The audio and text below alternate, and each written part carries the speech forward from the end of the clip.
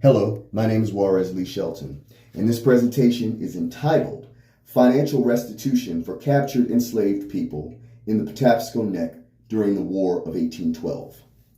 As a teaching assistant and research assistant here at Stevenson University, my areas of research in studying marginalized people in the Patapsco Neck area is divided into two distinct sections. The first section covers petitions for compensation for formerly enslaved persons in the lower Patapsco Neck who were captured by the British Army and/or Navy during the course of the War of 1812. And the second area of research will attempt to unearth the profiles of free blacks who engaged in significant roles supporting the American defenses in our subject areas, also during the course of the War of 1812. For the purpose of this course and this presentation, we address the first section of research, petitions for compensation. So as a mechanism of weakening American strength and also adding a dash of pure spite, British forces during the War of 1812 offered refuge to American blacks who wished to join their ranks or simply leave the United States. The official proclamation reads as follows: all those who may be disposed to immigrate from the United States will, with their families, will be received on His Majesty's ships or vessels of war, or at the military posts that may be established upon or near the coast of the United States, when they will have the choice of either entering into His Majesty's sea or land forces, or of being sent as free settlers to the British possessions in North America or the West Indies, where they will meet with due encouragement. Given under my hand at Bermuda, this 2nd day of April, 1814. Alexander Cochrane. So, though this proclamation was clearly aimed at encouraging enslaved persons to escape the custody of their owners, the door was equally open to free blacks as well, who, if they wished, could leave the United States with the British. As we recall, a similar but more restrictive offer, known as Dunmore's Proclamation, was issued on the 7th of November, 1775, during the American Revolution, which offered freedom to all enslaved blacks who took up arms with the British against the American colonists. So a more inclusive door here was opened to African Americans of all classes during the War of 1812 to escape their conditions in the United States with these perceived British saviors. Recall that Maryland was one of the few places that the British made heavy infantry landings during the course of the War of 1812, and arguably our society here in Maryland was the most disrupted in the country because of the British presence. All right. The British Navy established a heavy, copious presence in the Chesapeake Bay. This we know, prompting landings in southern Maryland, throughout the eastern shore, and, of course, in the Baltimore area.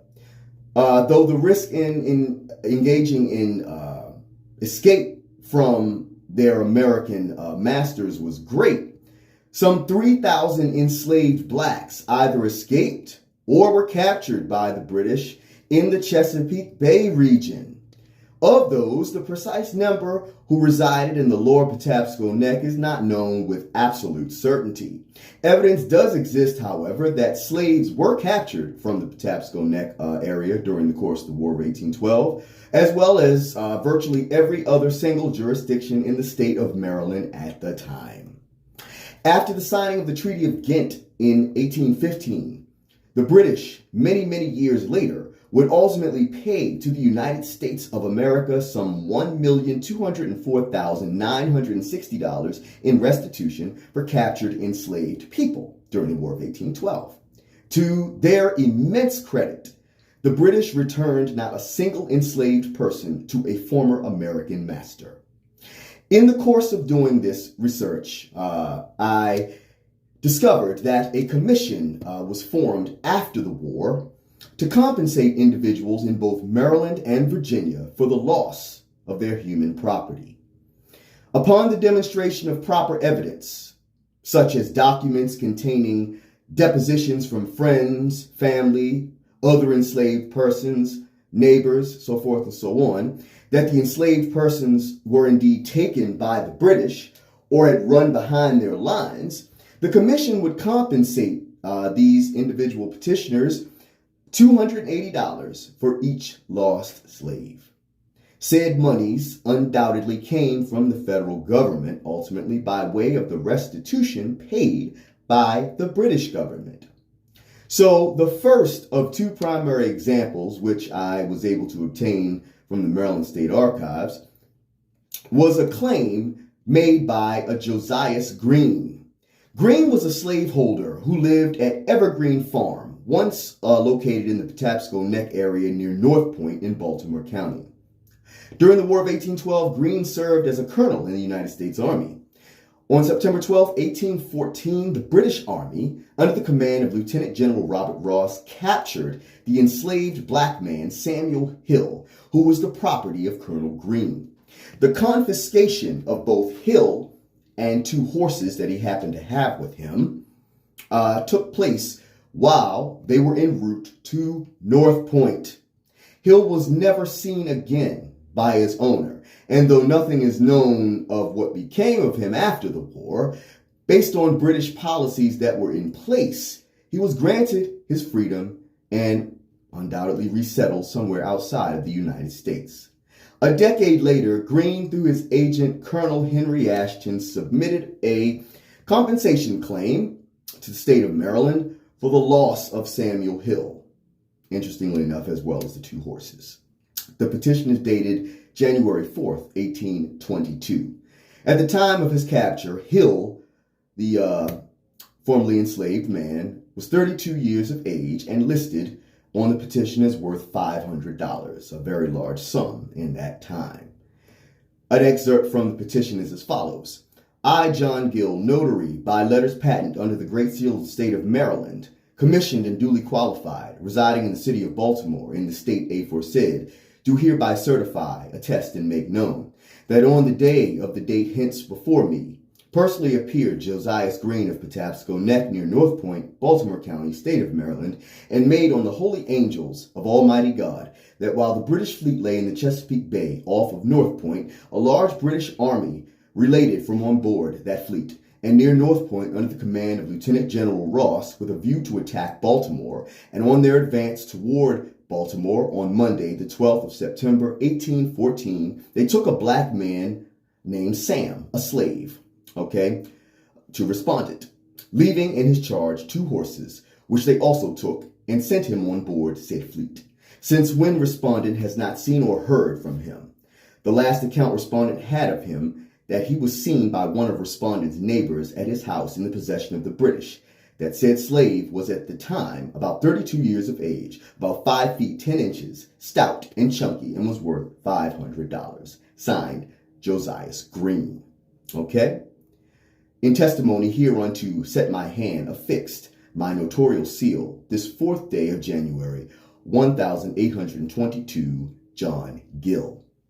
So based on the records given in deciphering the language of these documents, which as you know is not easy given their handwriting of the day, Mr. Green's claim was accepted and he was awarded $280 from Mr. Hill. The state, however, would deny the residue of his claim in also seeking compensation for the two horses. Yeah, you weren't getting any money for that. All right.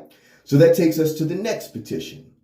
It is a claim dated February 22nd, 1822 by Richard Shaw for compensation for the loss of two slaves. Now, these two slaves were named Abel and Sam. Both were taken from the Patapsco Neck area, North Point. All right. Shaw is listed as the administrator of the estate where these enslaved men were bound. According to the claim itself, as the British Navy landed at North Point, the British Army, led by Major General Robert Ross, disembarked and proceeded westward to attack Baltimore. On their journey, they captured the aforementioned enslaved men and boarded them on their ships, never to be seen again. They are listed as being slaves to Bernard Todd of the Patapsco Neck, North Point, and granted to his wife upon his death. All right. Abel, aged 26 to 30, was listed as being worth $500, and Sam, aged 55 to 60, was listed as worth $100. These two men were undoubtedly granted their complete and total freedom by the British and likely resettled in Canada or elsewhere. Keep in mind, Canada is where the vast majority of American slaves who escaped behind British lines were resettled. Pretty much the same as the American Revolution. An excerpt from the petition is as follows. I, John Gill, notary by letters patent under the great state of Maryland, commissioned and duly qualified, and residing in the city of Baltimore in the state aforesaid, do hereby certify, attest, and make known that on the date hereof personally appeared Richard Shaw of Patapsco Neck near North Point, Baltimore County, state of Maryland, and made oath on the holy angels of Almighty God that while the British fleet lay in the Chesapeake Bay off of North Point, a large British army were landed from on board at or near North Point under the command of Lieutenant General Ross with a view to attack Baltimore. And on their advance toward Baltimore on Monday, the 12th of September, 1814, they took two slaves, one named Abel, a colored man of dark yellow complexion, aged 26 and 30 years. All right, the other named Sam, a black man, aged 55 and 60 years. Both slaves to Bernard Todd of Patapsco Neck, aforesaid, on whose estate letters of administration were granted to his widow, Mary Todd, now the wife of respondent, and as respondent believes, sent them on board said fleet, since when respondent has not seen them.